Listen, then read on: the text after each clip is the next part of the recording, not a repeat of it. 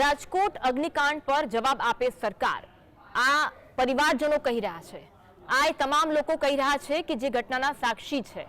અને એક બાદ એક અપડેટ આ ઘટનાને લઈને મળી રહી છે। એક તરફ વડાપ્રધાન મોદી દ્વારા સહાયની જાહેરાત કરવામાં આવી છે। મૃતકોના પરિવારજનોને વડાપ્રધાન મોદી દ્વારા ઘોષણા કરવામાં આવી।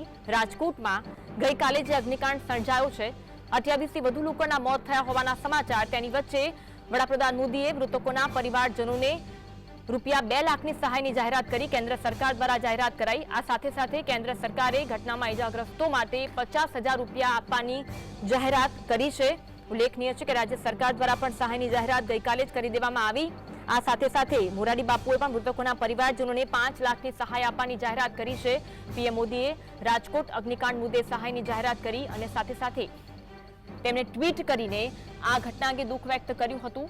વડાપ્રધાન મોદી, અમિત શાહ, રાહુલ ગાંધી, આ તમામ કેન્દ્રીય નેતાઓ દ્વારા આ સમગ્ર ઘટના બાબતે દુઃખ વ્યક્ત કરવામાં આવ્યું છે।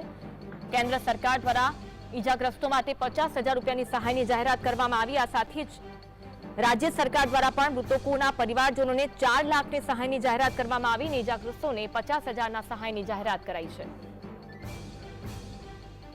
તો રાજકોટમાં ગઈકાલે જે અગ્નિકાંડ સર્જાયો, 28થી વધુ લોકોના અગ્નિકાંડમાં